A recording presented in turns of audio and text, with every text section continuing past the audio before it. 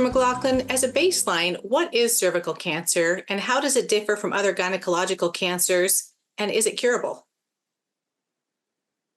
Thank you, Lisa, for the opportunity to explain this. I want to first explain what a cervix is and why it gets cancer.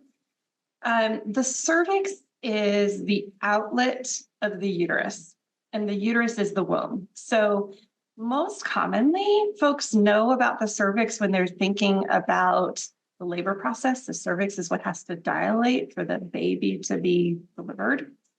So it sits at the top of the vagina.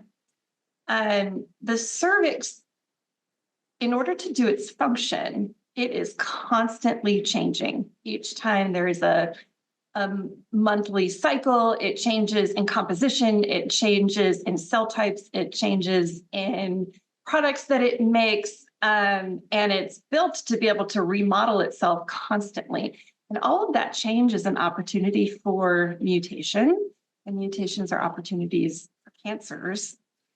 Cervical cancer specifically is caused by the HPV virus. There's lots of different kinds of the HPV virus, but there are a handful that cause cancers. And when those HPV viruses get exposed to the cervix through the vagina, then they can cause specific mutations that can lead to cancer. Now, most often, a person's immune system will fight off that virus and fight off the virus's cellular changes that it causes that can lead to cancer. But if someone's immune system isn't working perfectly, or if there are other things going on, for example, smoking is a big risk factor for developing cervical cancer because it impacts the immune system, then over time, that HPV infection can turn into a cervical cancer. Now, it's different from other gynecologic cancers because it's caused by a virus.